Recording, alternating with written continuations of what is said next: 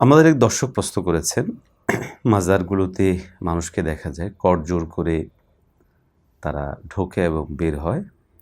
একইভাবে মাজারের দিকে শ্রদ্ধাবনত করে তারা বের হয়। এ ব্যাপারে শরীয়ী দৃষ্টিভঙ্গি কী? এ ব্যাপারে শরিয়া দৃষ্টিভঙ্গি অত্যন্ত স্পষ্ট। এটা সুস্পষ্টভাবে শরিয়া গর্হিত কাজ, এটা বর্জনীয়। কারণ দেখুন, মাজার এটা জায়েজ জিয়ারা, এখানে আমরা যাব, আত্মীয় স্বজন আপনজন যাদের কবর আছে, মূলত কবরটাই হচ্ছে মাজার জিয়ারতের জায়গা। দুর্ভাগ্যজনকভাবে আমরা নির্দিষ্ট কিছু মানুষের কবরকে মাজার বলি, আর এর বাহিরে অন্যান্য মানুষের কবরকে আর মাজার বলছি না। ব্যাপারটা কিন্তু এরকম না। টোটাল কবরটাই হচ্ছে মাজার, যেই কারো কবর। মাজার মানে হচ্ছে জিয়ারতের জায়গা।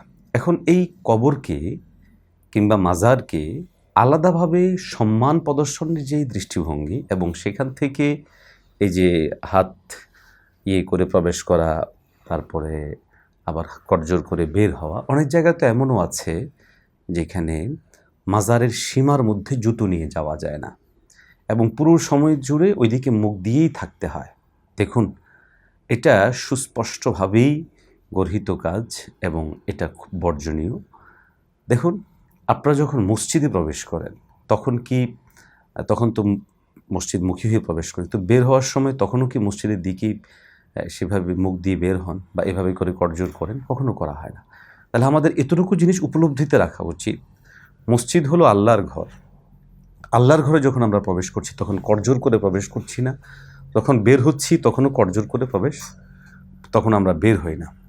মূলত এই করজোড় করে বের হওয়া এবং করজোড় করে প্রবেশ করা, এর উভয়টাই মূলত এসেছে ভিন্ন ধর্মাবলম্বীদের রসুমাত থেকে, যেটা থেকে বিরত থাকা আমাদের জন্য অত্যন্ত জরুরি। বিশেষত আমরা দেখে থাকি যে এই দেশে অনেক হিন্দুয়ানি রসুমাত রয়েছে। মূলত এই মাজার কেন্দ্রিক এই সংস্কৃতিটা টোটালটাই হিন্দুয়ানি রসুমাতের অংশ। এখান থেকে আমাদের বিরত থাকা জরুরি। আল্লাহ আমাদেরকে যে কোনো শরিয়া গর্হিত কাজ থেকে বিরত থাকার তৌফিক দান করেন। আমিন।